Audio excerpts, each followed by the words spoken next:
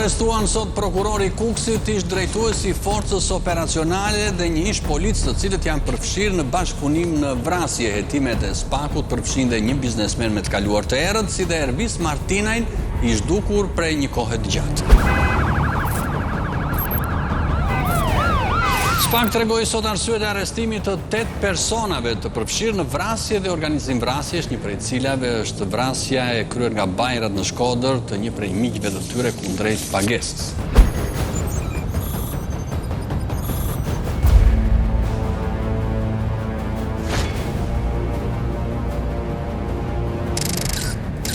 Janari 2018 duke një ditë e qetë në qytetin e Shkodrës, deri në çastin kur në afërsitë të tregut shfaqet me makinën e blinduar Lulzim Kulla, një nga personazhet sfidues jo vetëm për kundërshtarët, por edhe për policinë.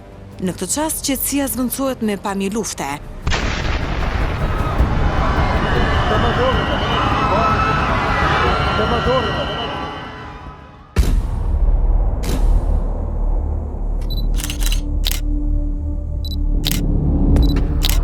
Në vitin 2018, një luftë e përgjakshme mbërtheu Shkodrën me atentate brutale dhe mesazhe të forta mafioze mes dy familjeve të fuqishme të qytetit. Mbi 20 viktima mes njerëzve të dy fiseve të forta, bajrave me bazë në Dobraç dhe licve me bazë në Kiras. Një luftë që nuk u shua kurrë. Vrasje që nuk u hetuan si ngjarje të lidhura, edhe pse fijet, rrethanat apo detajet të çonit tek asmëria mes bajrave dhe licve. Një serial brutal i zbardhur në dokumentarin Bandat e Shkodrës në vitin 2018 përmes informacioneve konfidenciale.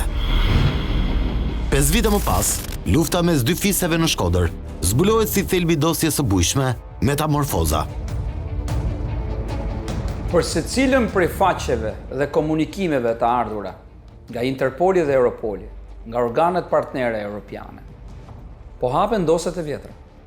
Po zbulohen me radhë me 10 vrasje dhe ngjarje të rënda kriminale në Shkodër dhe jo vetëm.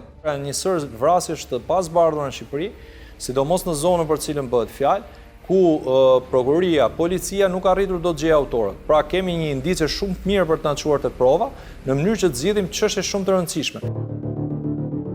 Një dosje që u ngrit mbi transkriptimet e zbardhura nga servi i aplikacionit të famshëm Sky, i sekuestruar nga policia franceze.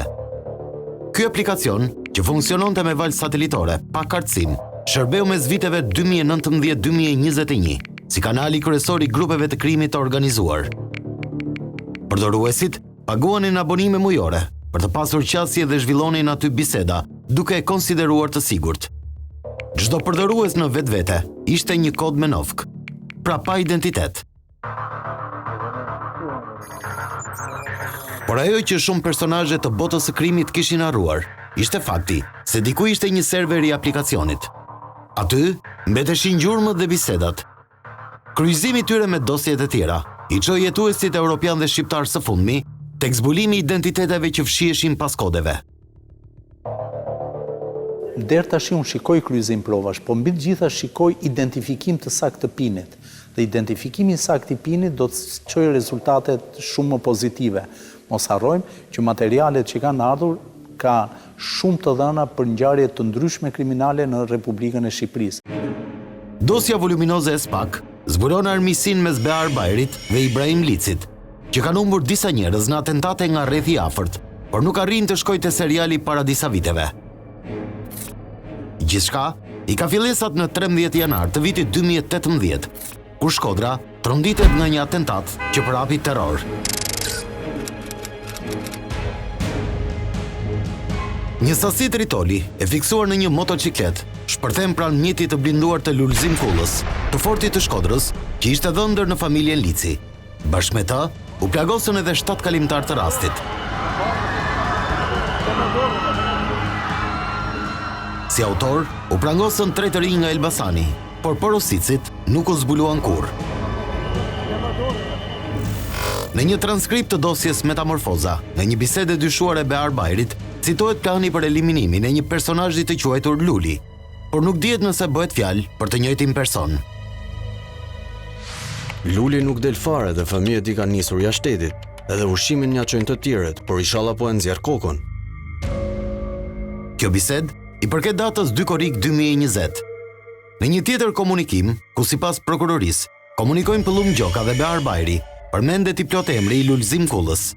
Aty flitet për ta vënë në kurth. Po vëlla, Lul Kulla ka shoh Gëzim Çelën në patok ta dish. Edhe nëse e di ai që po shkon ti aty, e di dhe Bardhoku.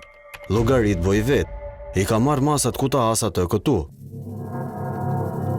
Biseda përforcon mëtej dyshimin për organizimin e mundshëm të një atentati të dytë ndaj Lulzim Kullës. Interesante është edhe zbulimi i emrit të Gëzim Çelës, i njohur si një prej bozëve më të mëdhenj të trafikut të drogës. Ai nuk rezulton të jetë implikuar në këtë ngjarje, por grupet zbulojnë në bisedat e zbardhura se si ata shkëmbejnë informacione dhe ndere mes tyre. Së fundmi, Gëzim Çela është shpallur në kërkim në kuadër të operacionit antidrog Flak në det. Çela së bashku me 2 shtetas të Ukrainas dyshohet se ishte pas planit për trafikimin e një sasie karabisi përmes një veliere. Në 15 gusht 2023, mjetit lundrues i vun zjarri në det hapur, pasi konstatuan ndjekjen nga policia. I shpunoi si policist Çela, njihet në radhët e botës së errët si një prej personazheve të parë që ka krijuar lidhje dhe linja trafiku të drejtë për drejta me kartelet e fuqishme ndërkombëtare. Fillimisht në linjën lindore të heroinës nga Turqia, e më pas me linjat e kokainës nga Amerika Latine. Nuk dihet nëse në aplikacionin Sky janë zbuluar lidhjet e tij me grupet shkodrane për trafikun e drogës, por misia me kundërshtarët e bajrave del në biseda. Në transkriptet e zbardhura, avokatët mbrojtës kanë ngritur pretendime se nuk vërtetohet lidhje e kodeve të aplikacioneve Sky me përdoruesit konkret. Ky është një pretendim bazuar edhe në çështjet penale të hapura në vendet evropiane si Gjermani, Franca apo Itali. Është një rrugë e re e cila nuk e dim se si do shkojë deri në tëra shkallët e gjykimit. Në shkallët e para të gjykimit në këto shtete, duket se ajo ka marrë konfirmim nga gjykatat duke qenë e ligjshme. Me materialet që kanë dalë nga masa sigurimit të personave ndaluar dhe çfarë është publikuar në media, kuptohet që ka një lidhje midis bisedave telefonike, individëve të cilët kryen këto biseda ose kanë pasur në posedim këto aplikacione dhe provave konkrete me ngjarje reale. Thelbi i debatit mbi vlefshmërinë e të përdorurit si provë të komunikimeve përmes aplikacionit Sky qëndron te procedura, nëse mund të konsiderohet provë e lishme. Pika e dytë është identifikimi i saktë i kodeve me përdoruesit real. Prokuroria shprehet e bindur për identifikimin e saktë të personave, duke i kryqëzuar bisedat me prova dhe dosje të tjera hetimore. Disa prej këtyre pineve këta i kanë në shtëpi, në banesë, në blloqe, në celular të tjerë të shënuar, se edhe mund t'i harojnë me shifra. Nëse ka një gëzuar ditëlindjen që thuhet, e nëse ka qenë në një vend, ajo mund të verifikohet. Vetëm me lidhje indirekte ti mund të arish dhe të mbrisht e identifikimi sakt. Mënyra se si është marrë nga organet ligjzbatuese franceze dhe mbritja e saj me letë porosi në Shqipëri në pamje të parë proceduriale është diçka e ligjshme. Por duhet kemi në konsiderat dhe faktin që ka disa pikpyetje të cilat lindin për vetë arsyeën e këqyrjes që i bëhet një objekti elektronik ose një pajisje elektronike në përgjithësi. Rindërtimi i ngjarjeve të vjetra që po sjellim është pjesë e një hetimi edhe më të zgjeruar që vijon. Sipas informacioneve, dosja Metamorfoza është ndarë në disa fraksione. Tani do të ndalemi në një tjetër ngjarje, në luftën mes grupeve shkodrane. Në 15 korrik 2018, ekzekutohen brutalisht brenda makinës, u ndodhej edhe fëmia i mitur i tyre, ish polici Boran Bërçama dhe partnerja e tij, Silvi Ndoci. Ai njihej si njëri afërt me Behar Bajrin. Ngjarja ndodhi në një territor ku shtrihej influenca e familjes Lici.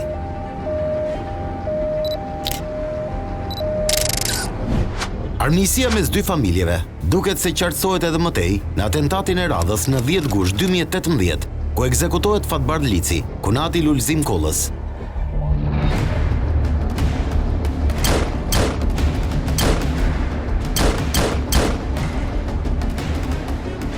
Lokalizimi i makinës së djegur të autorëve në Dobraç, zonën e Bajrave, u mor si një mesazh mbi atë që po ndodhte në Shkodër mes grupeve rivale. Është interesante të nënvizohet se para atentatit ndaj Fatbard Licit, mes Bajrave dhe Licve kishte pasur një akt miqësie. Në Shkodër flitej për kumbari mes familjeve që shërbente si akt pajtimi. Por diçka rindezi luftën që nuk është shuar edhe pas shumë vitesh. Disa ditë më vonë, në mënyrë krejt të mistershme, u zhdukën Daj e Nip. Për fatin e tyre, nuk u mësua gjë kurrë, ndërsa gjurmët e fundit të tyre ishin në Dobraç.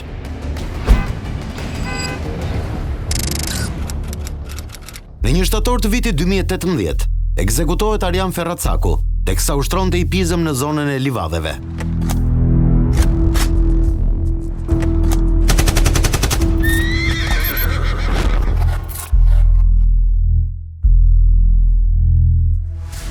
Thuhet se objektiv kryesor ishte miku që e shoqëronte, Asmer Bilali, ish kampioni boksit i cili në transkriptimet e dosjes Metamorfoza zbulohen ndër njerëzit më të afërt të Behar Bajrit. Ai konsiderohet si njeriu kyç në disa atentate të organizuara. Madje Bilali u arrestua së bashku me 10 persona të tjerë në vitin 2018, pas operacionit policor ndaj familjes Bajri. Ne dim se kush janë fiset, ne dinim dhe më përpara se si ka qenë problematika e hakmarrjeve, por nuk dinim dinamikën, si ishte zhvilluar, kush ishin autorët, s'kishte të dhëna. Në këtë moment, duke marrë këto biseda, duke i lidhur këto biseda dhe me prova tjera, atëherë mendoj që do kemi dinamik më të madhe nga ana e prokurorisë për të zbardhur ngjarjen. Aksioni policor ndaj familjes Bajri në vitin 2018 nuk e pengoi serialin e vrasjeve. Në 14 nëntor të vitit 2018, ekzekutohet Fatos Ferracaku, kushërime të ndjerin në Arjan Ferracaku të vrarë 2 muaj më parë. Në 30 mars 2019, ekzekutohen në një atentat mafioz vëllezërit Brahim dhe Astrid Bilali.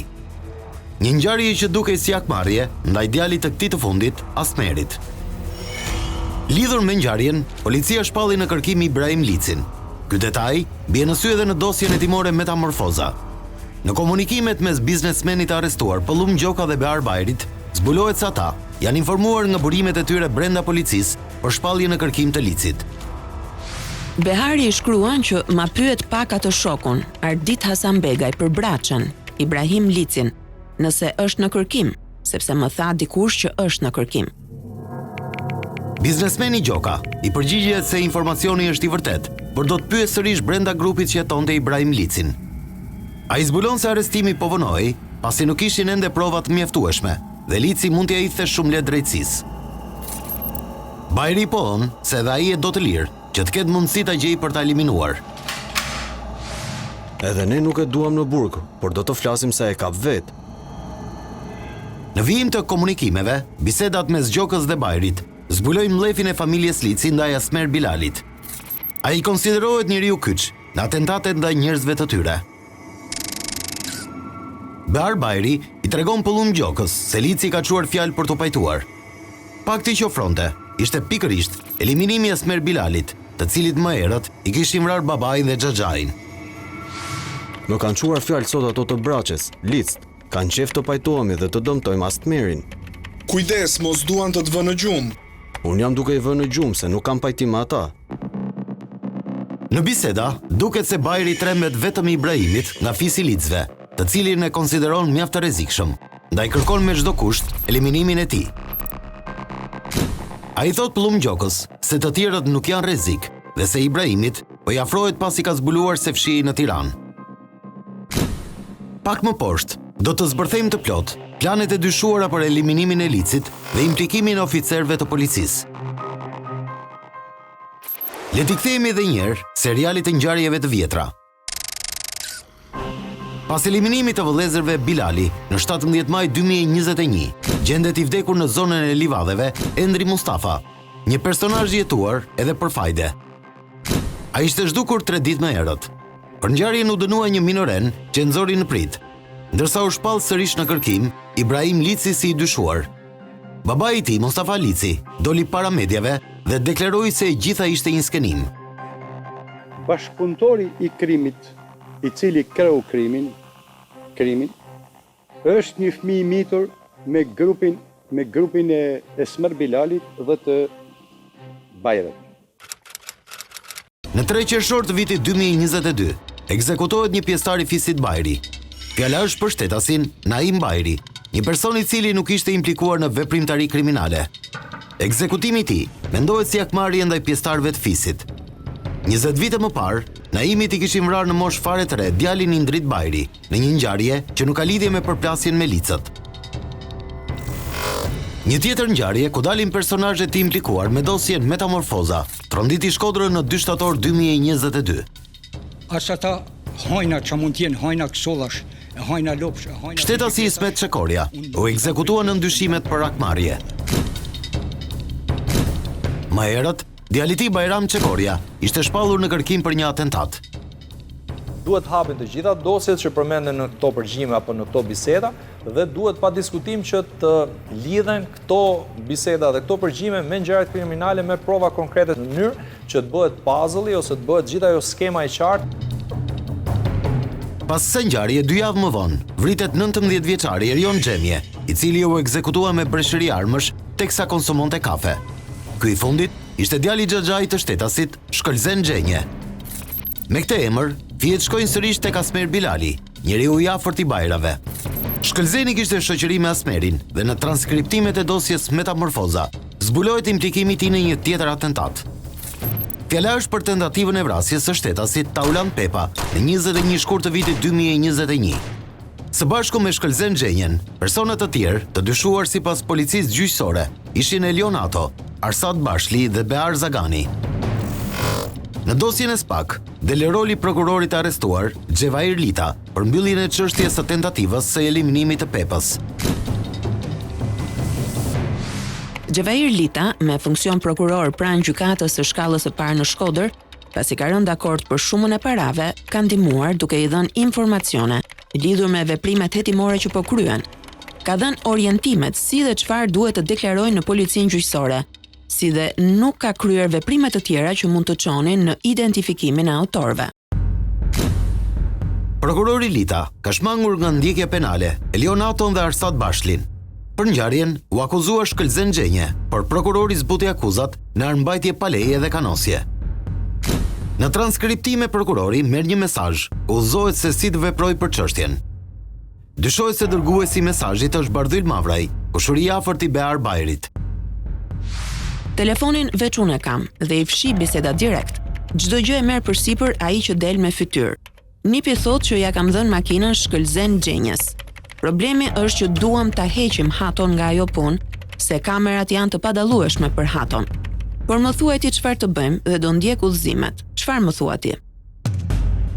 Referuar dosjes hetimore për atentatin ndaj Pepës, kryqëzimi i bisedave në Sky përkon me zhvillimet dhe personat që janë fiksuar në kamerat e sigurisë. Më poshtë, flitet për shumë parash që mendohet se janë dhënë rishfet tek pjesëtarët e grupit hetimor për të prishur hetimet dhe për të mbyllur dosjen. Mes bisedave, zbulohen edhe përpjekjet e 2 fishta për shmangjen e hetimeve dhe mbylljen e konfliktit me Taulan Pepën. Në dosjen hetimore, zbardhet një bisedë mes 2 personave në Sky, ku dyshohet se Pepës i kërkojnë 50.000 euro. 2 bashkëbiseduesit diskutojnë rreth marrjes së një shume të cilës i referohen 50 me anë të kanosjes, ku dyshohet se është personi i dëmtuar Taulan Pepa, të cilin do të thërras në takim Asmeri. I kërkon që t'i bëjë të ditur se vetëm duke dhënë shumën dhe duke i shpëtuar procedimit penal do të quhet i mbyllur konflikti mes tyre. Unë kam parë që këta njerëz edhe në komunikime mbasi vrasin të shkojnë në varim, marrin pjesë, të qajnë, lënë edhe atë qokën dhe largohen. Por s'mund ta kuptoja dot që këta sillen në mënyrë të vrashë dhe edhe mbasi e kanë plagosur, edhe mbasi e kanë dëmtuar viktimën. Shkojnë i bëjnë presion të mbylli gojën, madje i kërkojnë dhe para, që ajo çështja ai konflikt të zgjidhet. Veç Asmer Bilalit, personi i dytë që do të bënte takimin me të plagosurin Pepa, ishte një tjetër person pranë Bajrave, që identifikohet në dosje vetëm me kodin e Sky, jo me identitetin e tij. Ajo që konstatohet është edhe zhdukja akteve nga dosja, që bën prokurori Xhevair Lita. Aty zbulohet edhe tërheqja e të dëmtuarit nga çështja. Fola me Xhevin dhe i është dukur pozitiv ky shoku. I ka lënë porosi ta pyes këtë javë Pepën dhe Bashlin, dhe pastaj pasi të pyetet, lihet i lirë Bashli direkt. Më tha sa ti tregoj kujt ja ka dhënë makinën, dhe sa të pyetet Pepa për Haton, del edhe Hatoja nga kërkimi. Do të heqin edhe një përgjim që i kanë bërë Pepës, sepse ka folur, ka shkuar bardhi dhe jemi pajtuar, etj. Përsa i përket krimit organizuar, ata e din shumë mirë që duke e zgjidhur vetë problemin, nuk ju hapen dhe telashe të tjera përsa i përket zbulimit të ngjarjeve apo veprimtarive kriminale, të cilat ata kur nuk duan të ballafaqohen me shtetin. Këto biseda ballafaqohen me aktet në dosjen atentatit ndaj Taulant Pepas dhe përputhen me veprimet reale hetimore. Në dëshminë e dhënë, Taulant Pepa ka deklaruar se nuk e ka parë shtetasin Elionato dhe as Behar Zaganin në atentatin ndaj tij. Me tërheqjen e të dëmtuarit nga padia, u mundsua dhe lehtësimi i akuzave për shkëlzen gjenjen. Prokurori Lita e kopsiti dosjen, duke hequr edhe akte nga fascikulli, përgjime që zbulonin të vërtetën.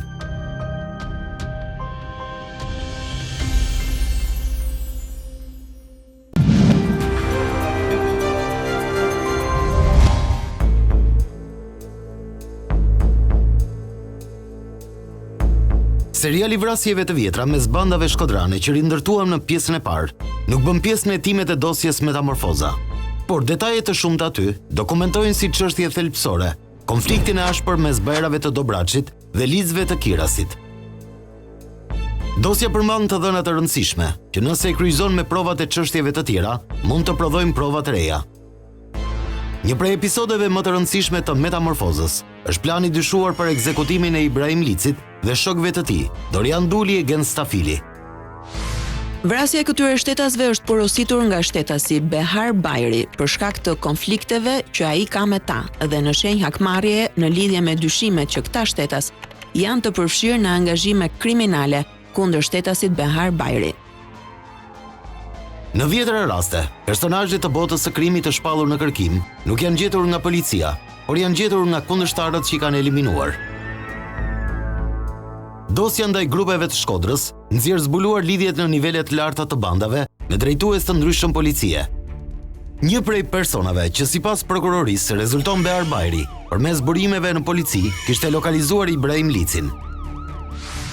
Pëllumbi i shprehet që sot do të atakoj këtë shokun e policisë në Shkodër dhe t'i them për ndonjë info për Brahimin. Behari i shprehet se nëse e merr premtoj sa lek do, veç të thon shtëpin, edhe sa lek do, veç hap gojën, kudo që të hyj ta vras. Njerëz kërkim të cilët eliminohen dhe nuk janë arritur dot të çohen para drejtësisë apo të hetohen nga organet shtetërore. Dhe më keq akoma është kur organet shtetërore nuk punojnë për të vendosur drejtësi, siç është rastin fjalë, derisa ato të provohen, paktën kështu dyshohet, por kanë punuar për grupe kriminale. Bisedat implikojnë zyrtar të ndryshëm që korruptohen edhe nga kundërshtarët e bajrave. Nuk dihet nëse ka një hetim tjetër të bazuar në të dhënat e aplikacionit Skype për licët dhe njerëzit e tyre. Në dosjen Metamorfoza, nuk ka thellim ndaj veprimtarive të tyre deri në këtë moment të hetimit.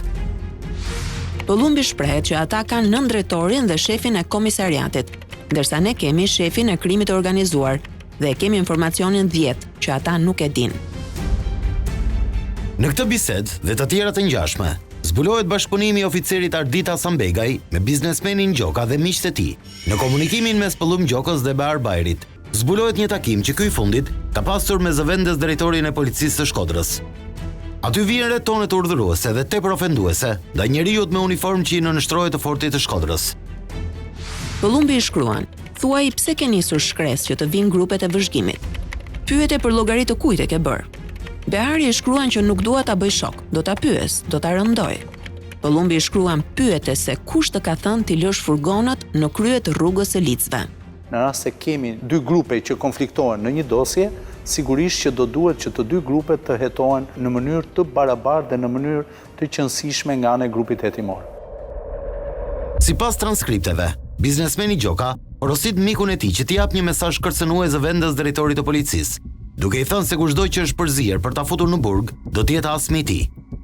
Më poshtë, dy bashkëbiseduesit flasin edhe për rezultatet e takimit me zyrtarin e lartë të policisë që i nënshtrohet presionit.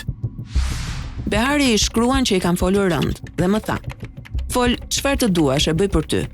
Unë i thash dua braçen. Ai më tha po, ta jap unë. Vetëm nuk dua ta marr vesh njëri. Ne kemi një numër të konsiderueshëm personash në organet ligjzbatuese që sigurisht disa ende të paprovuar që marrin dy paga, njërën në shtet dhe tjetrën te krimi organizuar.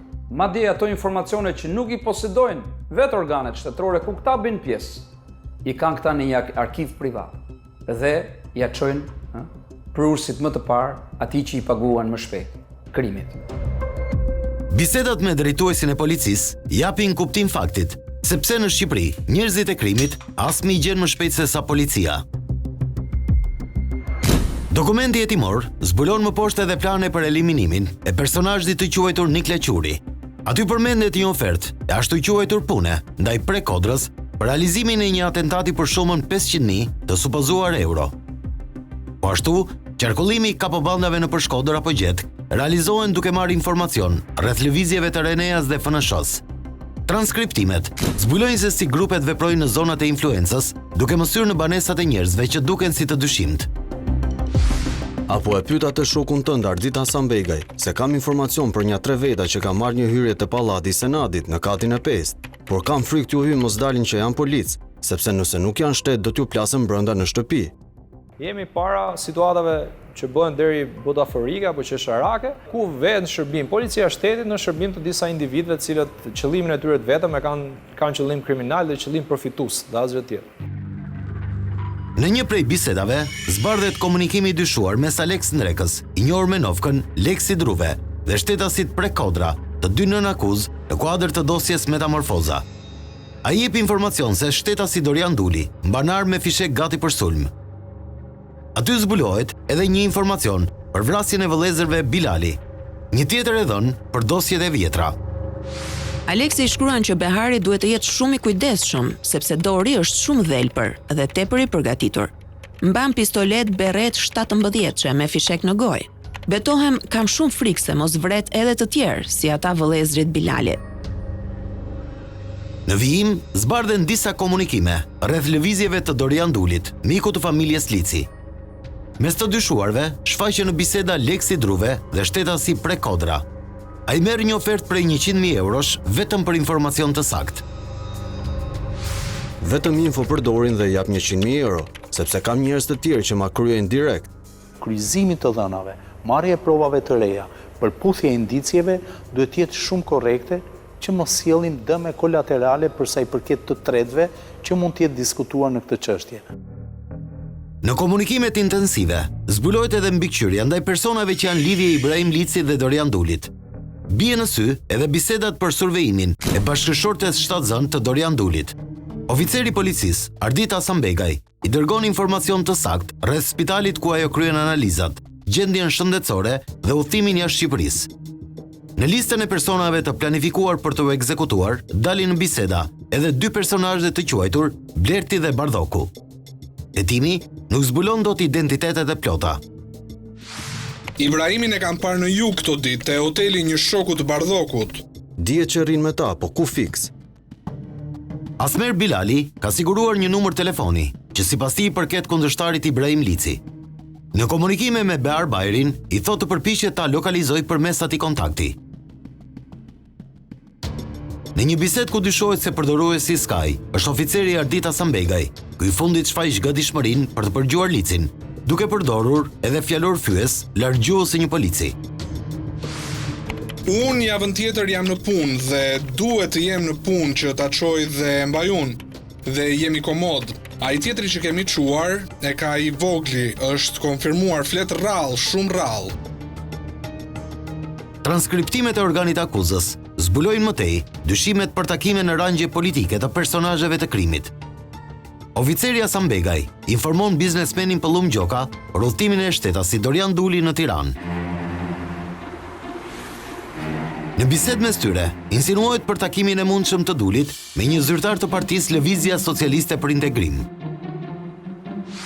Arditi i tregon Pëllumbit që Dori ka qenë në Tiranë dje, më tha ai shoku, ka takuar një zyrtar. Jo në polici, nuk e ka thënë si emër. Një zyrtar se i ka kërkuar takim, më tha ai shoku. Pëllumbi është shprehur që do të ketë takuar ndonjë nga LSI. Deri tani dalin komunikime. Kemi të arrestuar nga ana e organeve të drejtësisë, prokurorisë, por na mungon një komponent kryesor, një komponent që i mbështet organizatat kriminale. Nuk po them që gjithë politika është e përfshirë në të, por personazhet e veçantë dihen prej kohësh që mbështesin krimin organizuar në Shqipëri. Dhe aty ende nuk ka të zbardhur persona konkret. Është interesante që në të njëjtën bisedë, të zbardhur mes oficerit dhe biznesmenit Gjoka, përmendet një person i quajtur Suad Lici. Nuk ka asnjë informacion për konflikt të mundshëm me të, por oficeri Hasan Begaj pyet nëse ka në Velipoj një qytetar me këtë emër. Ajo që dihet është se ndaj një shtetasi të quajtur Suad Lici është bërë atentat në shkurt të vitit 2020 në Shkodër. Njerëzit kriminalet apo çdo Në atë kohë, ai shërbente si administrator i klubit Vllaznia. Unë s'kam konflikt me asnjë, jashtë lloj problematike. Njeri i lirë do të vazhdoj të jetë i lirë. Mëtej, një tjetër emër për të cilin shprehin interes sa pjesëtarët e grupit Bajri është babai i Ibrahim Licit, shtetasi Mustafa Lici, që prej vitesh ujohet në kullën e fortifikuar në Kiras. Në materiale, zbulohet plani për eliminimin e Ibrahim Licit në Fushkruj, ku do të shkonte për ceremoninë mortore të shtetasit Indrit Raja. Së bashku me të, përgatitej dhe eliminimi Gen Stafilit. Këto informacione janë siguruar nga shtetasi Prekodra. Sipas transkriptimeve, prokuroria pretendon se Bajri i kërkon Asmer Bilalit të organizohen. Vjen Genci me gjithë Brahimin nga Saranda, takuan në Fushkruj se ka vdekur Indrit Raja. I ka me makina me gjithë shka, me armë, i kam bërë gati edhe informatorin. Indjeri Indrit Raja nuk ishte emër i panjohur për drejtsin. Në vitin 2014, a ishte pjesë e dosjes së famshme të trafikut të drogës, Viluni, në Velipoj. Aty dyshohej se ishte i përfshirë dhe kumbari i trafikut, Indjeri Bardhok Planaj. Në funeralin e Indrit Rajës mund të realizohej një atentat brutal ndaj disa personazheve të fortë njerësh që kishin mbërritur për t'i dhënë nderimet e fundit. Fatmirësisht, kasapana u ndal. Behari i tregon që kam 2 mitralos të lehtë dhe 2 kallash, blind shpues dhe e pyes nëse dalin. I tregon që janë të gjithë. Bardhoku, Blerti, Gëzimi, Dori, Genci, 2 makina plot. Se Genci rri në Sarand, më kanë thënë ta kapin ta fusin brenda. Por unë i kam thënë jo. Unë jam për ta vrarë, jo për ta futur brenda. Materialet në dosje zbulojnë edhe aleancat e bajrave në zonën e Fushkrujës. Në komunikime, zbulohet se ata planifikojnë të drekojnë në lokalin e të fortit të zonës Durim Bami. Teksa Bajri, sipas dosjes, pranon një foto që i përket Dorian Dulit, shprehet se i ka marrë mirë masat. Nuk ka problem sa makina dhe sa veta janë, se i kam bërë një 3 prita dhe nuk shpëton dot sa do që të jenë. Se e kam llogaritur edhe 10 veta të jenë s'ka problem, edhe djemtë të xhaxhait tim të jenë nuk i ndaj, vetëm makinën dua. Fatmirësisht, atentati dështon, pasi nuk ishin informacion të sakt për makinën ku ndodheshin kundërshtarët. Plani shtyhet për ditët në vijim. Sipas informacioneve që ata citonin në komunikime, armiqtë e përbetuar do të ishin sërish në Fushkruj për të shtatat e Indrit Rajës. Bie në sy infiltrimi i ashtu quajturit Leksi Druve me kundërshtarët. Në bisedat e zbardhura mes tij e prek Kodrës, del në dritë kontakti që ai ka me Dorian Dulin dhe Gen Stafilin, që planifikojnë t'i fusin në Kurth. Aleksi dërgon një foto të një personi në profil dhe i shkruan Tafil. Preka e pyet nëse je me të dhe ku. Aleksi i përgjigjet që jam me të në Shëngjin, po ai tjetri nuk ka ardhur. Në bisedën kuptohet Dorian Duli, për të cilin thuret një tjetër plan. Ai informon se Duli do të blejë një skaf, ku ata mund ta kapin në lundrim të veshur si oficer policie, ose mund t'i vendosin tritol në mjetin lundrues. Për eliminimin e Dulit, lidhet aleancë me personazhin e njohur të botës së krimit në Elbasan, Nureddin Dumanin. I penduar i drejtësisë, i cili ka zbardhur disa ngjarje të rënda kriminale pas arrestimit në kuadër të operacionit Plumbi Art. Në aplikacionin Sky, Dumani rezulton me nofkën e Alcatraz. Në bisedat e zbardhura, dyshohet se shtetasi Bardhyl Mavraj i kërkon eliminimin e Dorian Dulit. Në biseda, thuhet se pagesa është për Dulin, por nëse i gjen në shoqërinë e Gen Stafilit, t'i eliminoj të dy.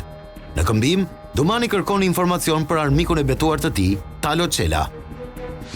Për sa i përket atij Talos, unë personalisht nuk kam asnjë informacion dhe nuk e njoh fare se nuk më ka interesuar.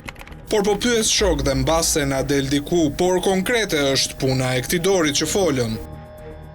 Në bised, zbardhet edhe mënyra për realizimin e atentatit. Plani është të futet në Kurth objektivi, duke u takuar për drek e më pas t'i fusin lëndën plase brenda veturës. Nureddin Dumani dërgon mesazhet. Dua t'i fus eksploziv në makinë, një 3 kg, dhe një motor me 2 veta t'i shkojnë nga pas për t'u siguruar. Asnjë prej planeve për eliminimin e Ibrahim Licit, Dorian Duli dhe Gen Stafilit nuk u arrit të vijej në zbatim. Referuar përgjimeve të zbardhura, edhe këta personazhe rezultojnë me lidhje të forta në radhët e strukturave ligjzbatuese. Në të njëjtën mënyrë, merrnin informacion për lëvizjet e kundërshtarëve. Referuar informacioneve që të vinë në lidhje me një çështje penale, sigurisht që çështja penale në rast se do hetohet vetëm në një krah, vetëm në një grupim, është e mangët. Dosja Metamorfoza nxjerr zbuluar bashkëpunimin mes bandave në zona të ndryshme, shkëmbimin e favoreve dhe kryerjen e vrasjeve me clearing. Bisedat e aplikacionit Sky mundsuan zbardhjen e vrasjes së shtetasit Gjim Boriçi, alias Ndoj, i ekzekutuar në 9 gusht të vitit 2020 në afërsi të aksit Shkodër-Lezhë. Nga kryqëzimi i bisedave me provat e tjera në dosjen e vrasjes, SPAK akuzon si porositës shtetasin Ervis Martinaj, mbretin e Kumarit, i shpallur i zhdukur në gusht të vitit 2022. Në NZ, fitej shpesh për miqësinë e fortë mes Martinajt dhe bajrave të Shkodrës. Shtetasi Ervis Martinaj ka pasur rolin e porositësit për vrasjen e shtetasit Gjin Boriçi Ndoj, duke kontraktuar shtetasin Behar Bajri dhe lidhjet e tij. Në këmbim të vrasjes së shtetasit Gjin Ndoj, shtetasi Ervis Martinaj do të organizonte vrasjen e shtetasit Kleant Musabelliu. Sipas prokurorisë, i interesuar për ekzekutimin e Boriçit është biznesmeni Pëllum Gjoka. Ai dyshohet se porositi vrasjen e Kleant Musabelliut. Ky i fundit e kishte plagosur disa vite më parë pas një sherri mes djemve të tyre të mitur. Në komunikimet e datës 8 gusht 2020, ku prokuroria pretendon se bisedojnë Pëllum Gjoka dhe Behar Bajri, ky i fundit i thos se të nesërmen do të kryej një punë. Ajo do të ishte shkëmbim për eliminimin e Musabelliut. Në komunikimet intensive mes të dyshuarve në orën 00:27 të datës 9 gusht 2020, zbulohet një bisedë Ervis Martinajt me Denis Bajrin, i dyshuar si ekzekutori Gjim Boriçit. Bën përshtypje fakti që Martinaj tregohet i kujdesshëm dhe ka fshirë çdo bisedë si zbulohet në dosjen e timore. Në orën 2:02, shtetasi Behar Brajovic komunikon me Denis Bajrin. Denisi i shkruan: "U krye, jemi në bushat, të na presi aty, ai se jemi afër." Në orën 2:06, shtetasi Ervis Martinaj komunikon me Denis Brajovic. Denisi i shkruan: "U krye." Në orën 02:24, në dosje citohet një bisedë që pretendohet se Behar Bajri i informon Pëllum Gjokën për eliminimin e Ndojit. Sipas bisedës, tashmë do të pritej të përfundojë porosia e Gjokës. Në orën 02:43, zbulohet një tjetër bisedë, ku ekzekutori i jep informacion të detajuar se ka goditur një gjoks viktimën. Në këto biseda, i jepen detaje për vendin ku doq makina e autorëve të krimit dhe vendin e sakt ku i priti mjeti që i largoi. Bisedat u kryqëzuan dhe sipas prokurorisë, përputhen me provat në dosjen e vrasjes së Gjin Ndojit. Ka një proces i cili do të jetë zinxhir për sa i përket të dhënave që kanë ardhur nga platforma. Fakti që është filluar me fazën e parë, mënyra e identifikimit, mënyra e kryqëzimit të provave, tregoj që është rezultative. Të gjitha këto dhëna që mblidhen nga ky proces, sigurisht që duhet përdoren dhe për prova të tjera, të cilat procedurialisht janë të pezulluara. Një tjetër bisedë e cituar mes Klodorakës dhe Ervis Martinajt sërish bie në sy se mesazhet e këtij të fundit nuk janë rekuperuar. Ai tregoi mjaft i kujdesshëm, duke fshirë gjithçka në kohë reale.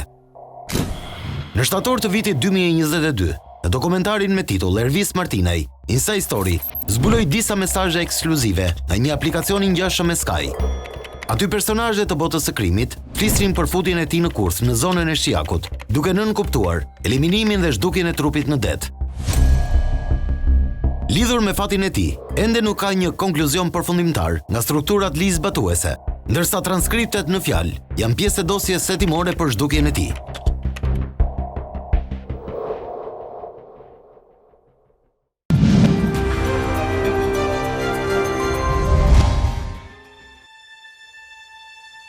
Ekzekutimi i Gjim Boriçit japi rrugën porosisë për eliminimin e Kleanti Musabelliut, ish oficerit të shërbimit të kontrollit të brendshëm të burgjeve. Konflikti mes tyre nisi në 11 shtator të vitit 2017, teksa Musabelliu e plagosi biznesmenin në këmbë. Gjithçka nisi pasi ky fundit i kërkonte Musabelliut të largonte të birin nga shkolla që ishte konfliktuar me djalin e tij. Kjo nuk u pranua nga oficeri. Ai më herët kishte qenë në shkollë dhe me përfaqësuesit e institucionit arsimor i kishin pajtuar fëmijët. Pavarësisht kësaj, Gjoka insistonte për largimin e djalit mitur të Musabelliut. Konflikti degradoi në konfrontim, ku oficeri burgjeve qelloi me armën e shërbimit. I jetuari Pëllum Gjoka vendos që të akmerret ndaj autorit të plagosjes së tij, shtetasit Kleant Musabelliu. Për të realizuar qëllimin e tij kriminal, i jetuari Pëllum Gjoka kërkon ndihmën e shtetasit Behar Bajri, i cili kishte lidhje shoqërore shumë të ngushtë me të. Ka shpesh herë njerëz të cilët jo vetëm nuk kanë besim te autoritetet ligjzbatuese për të zgjidhur çështjet e tyre, por e quajnë si një lloj ofendimi në rast se shteti do i ndihmojë për të zgjidhur konfliktet e tyre. Është çështje uljes së reputacionit të tyre. Për realizimin e atentatit, referuar dokumentave të prokurorisë, dyshohet se shtetasi Klodoraka luan rolin e informatorit.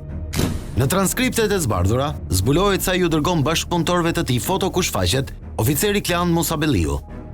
Mes mesazheve, ai shprehet se objektivi ishte mjaft vigjilent.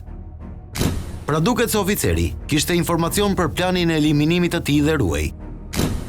Në një prej bisedave, sipas prokurorisë, Behar Bajri del garante Gjoka realizimin e atentatit pas një detyrim vetëm për misi. Atë ta kryej unë vetë, nuk ke nevojë t'i thuash askujt, vetëm lirë një njeri nga pas se kurje. Dua të ta kryej për qef. Jo vëlla, nuk bëhet fjalë, duhet ndonjë që është larg. Mëtej, në biseda flitet për shuma konkrete shpërblimi për kryerjen e krimit.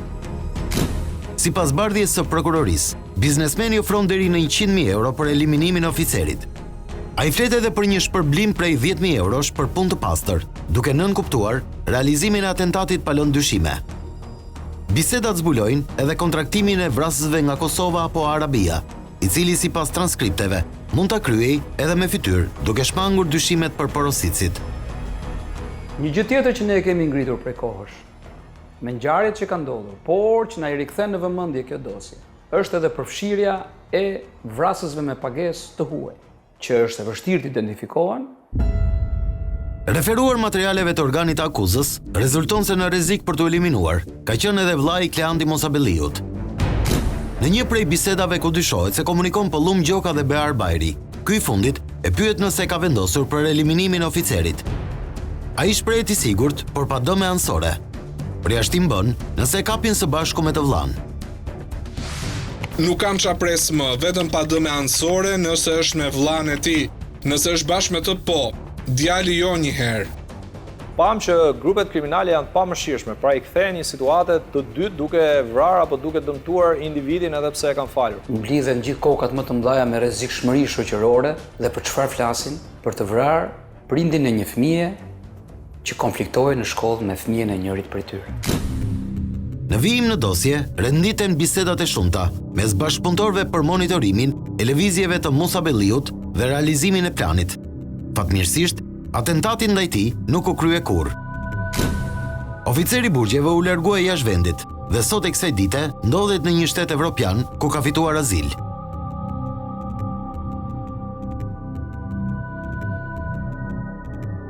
Zhvillimet në kuadër të dosjes Metamorfoza për kryerjen e disa vrasjeve i përkasin periudhës pas muajit maj 2020, kur lirohet nga burgu shtetasi Behar Bajri. Ky i fundit ishte prangosur në shtator të vitit 2018, së bashku me 10 persona të tjerë. Ai ishte vënë në hetim për vrasje dhe disa akuza të tjera të rënda. Me rikualifikimin e veprave penale, çështja kaloi nga prokuroria e krimeve të rënda tek ajo e Shkodrës. Këtu konsideroi gjithçka e lehtë për lirimin e Bajrit dhe njerëzve të tij. Në sken, ndrym prokurori Xhevair Lita. Sipas dosjes, SPAK e konsideron pjesë të grupit të strukturuar kriminal. Unë mendoj që për këtë dosje duhet hetohet e plot situata, pra duke nisur me situatën e gjykatës krimeve të rënda e atëhershme, pra që ka marrë grupin kriminal në fjalë në hetim dhe duke vazhduar deri në detaje se çfarë ka ndodhur në prokurorinë e Shkodrës dhe më pas në gjykatën e Shkodrës. Për korruptimin e prokurorit, sipas organit të akuzës, angazhohet personalisht biznesmeni Gjoka. Interesant është fakti që Behar Bajri komunikon përmes Skype nga qelia e burgut Jordan Misja. Telefoni nuk ishte i tij, por në dosje nuk sqarohet se cili ishte ky personazh i krimit që përdorte celular në qeli. Sistemi i burgjeve është përmirësuar nga viti në vit në mënyrën e kontrollit të sendeve të ndaluara. janë minimizuar, por ka një sfidë shumë të madhe. Organizata kriminale mafioze Camorra ka kontraktuar një firmë private kineze që kanë prodhuar disa telefona mikrotag vetëm për t'i futur në burg. Ata janë shumë të vegjël, janë vetëm për thirrje, janë vetëm një përdorimsh dhe futen brenda trupit. Kam frikë se ata kanë ardhur në Shqipëri dhe përdoren edhe brenda burgje nga organizatat kriminale. Në bisedat e shumta, përmenden edhe disa emra gjyqtarësh që tentohet të arrihen për të korruptuar. Aty rezultojnë edhe emra gjyqtarësh që e kanë kaluar vetingun. Emrat e tyre nuk po i bëjmë publik për ruajtjen e sekretit hetimor, duke qenë se verifikimet në këto drejtime janë ende në proces. Në biseda përdoren shifra dhe kode si fjalat djath, duke nënkuptuar shpërblime. Një tjetër fakt interesant është se sipas bisedave të zbardhura, ishte parashikuar lirimi i Bear Bajrit në 20 maj 2020. Në fakt, atë ditë u liruan miqtë e tij, Samet Idrizi, Asmer Bilali dhe Samet Alluni, ndërsa Bajri u lirua një muaj më vonë. Referuar transkripteve, vonesa erdhi pasi prokurori Lita e kishte bërë të dukej një punë shumë e vështirë. Ko të bëm pak të vështirin, ko të bëm për reklam. Do bëj sikur ka rrezikuar punën. Rrëzimi i kërkesës fillimisht sipas dosjes bëhet në përputhje të plot me bisedat e transkriptuara dhe premtimet për lirimin në një moment të dytë. Pas lirimit në 29 qershor 2020, Bajri që shpesh thirret me nofkat Lopata, Daci apo Kapedani, paraqitet në prokurori. Atje takon prokurorin Xhevair Lita, të cilit i jep mesazhe kërcënuese për gjyqtarët për çështje të ndryshme. Isha në prokurori sot, takova Xhevin. I thash fol me gjyqtarin. Çoj fjali thash në emrin tim se nuk dua gjë gratis. Ose kryeje e merri lekët, ose unë mal e ti në varr thuaj. Sipas prokurorisë, dyshohet se ndërhyrjet ishin për zgjidhjen e një çështje të vëllait, Enver Bajri, i cili prej vitesh ndodhet në Spanjë. Ky shtetas u prangos nga autoritetet spanjolle në kuadër të aksionit policor të vitit 2018 ndaj grupit të Dobraçit. Nëse transkriptimet dhe provat që prokuroria paraqet në dosje vërtetohen, aty zbulohet një tjetër skandal, se si qytetari lihet në mëshirë të fatit nga drejtësia e bërë njësh me grupet kriminale. Në vitin 2019, në Shkodër, u raportua për kërcënimet që kanë pasur 3 biznesmen për pagesa gjobash. Fjala është për shtetasit Ardi Vajushi, Ariet Miloti dhe Ardian Kiri. Në dosjen Metamorfoza, citohen biseda mes Asmer Bilalit dhe 2 personave të tjerë me kode të ndryshme Sky, ku përmendet sërish emri prokurorit Lita. Aty, kërkohen të thirren personat që është bërë presion dhe të ndryshojnë dëshmitë në mënyrë që të zbutet masa e sigurisë për Bilalin. Ai tregon se duhet i marrë me forcë këta, i dërgon mesazhet. Po për atë ke qenë aty, nuk kupton burgun, se i ke vënë gjobë. Është detyrim ligjor i organeve ligjzbatuese që në rast se ka një të dhënë për një dosje e cila është e pezulluar, ta rifillojë këtë dosje dhe të rivlerësojë të gjitha provat ekzistuese, por dhe provat e reja që rrjedhin nga kjo ngjarje.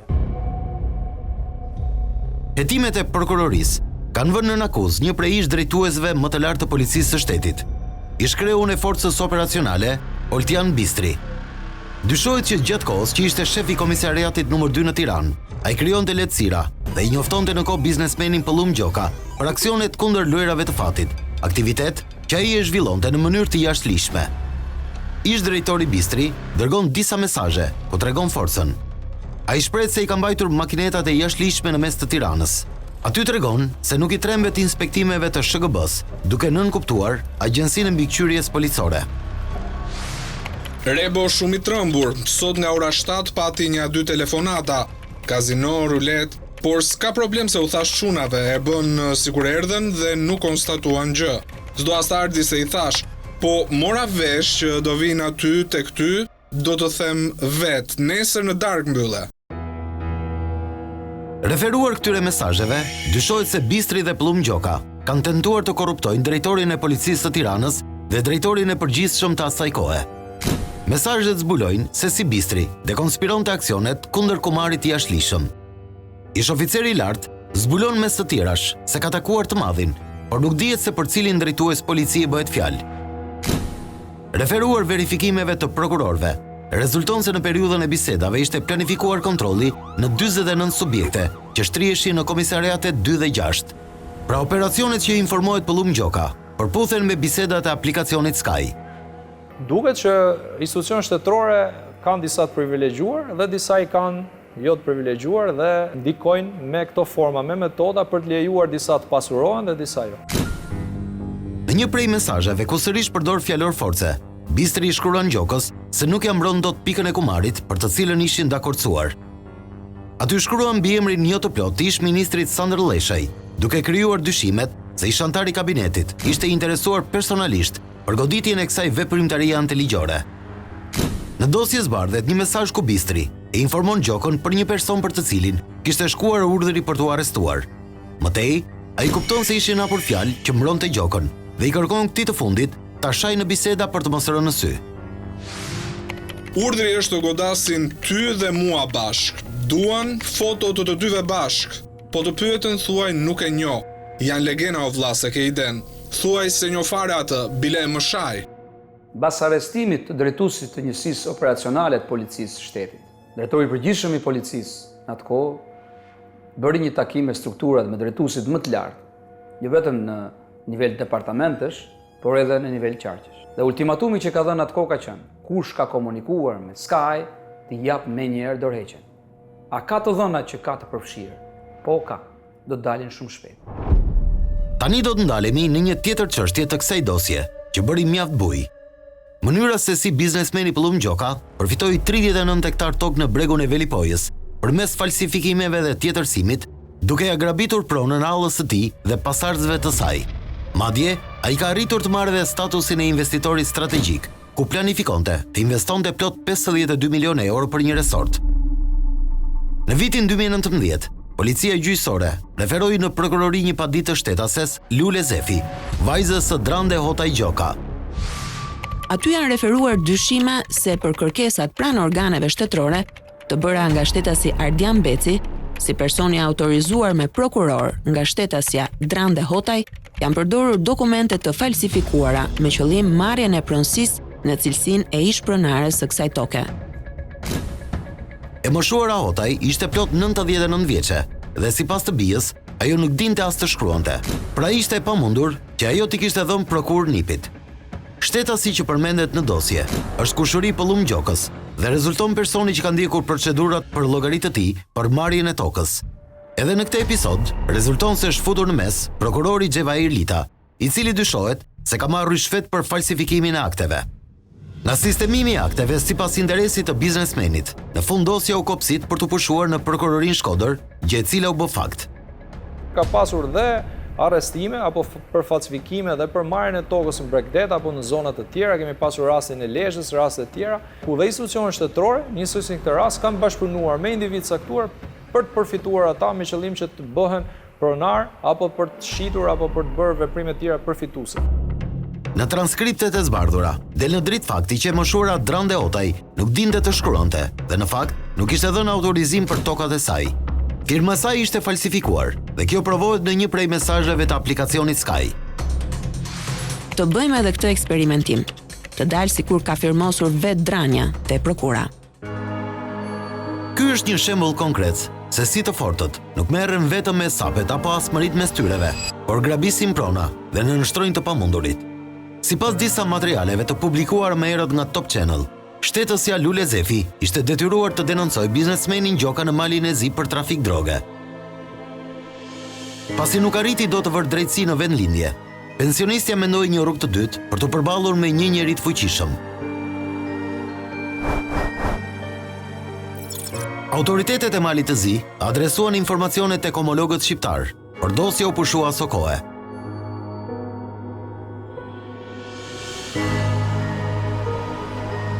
Dosja Metamorfoza nuk nxjerr në dritë thjesht plane kriminale, por zbulon penetrimin e krimit të organizuar tek pushteti gjyqësor dhe politik. Një alarm që ka kohë që bie dhe kërkon reagim të fortë.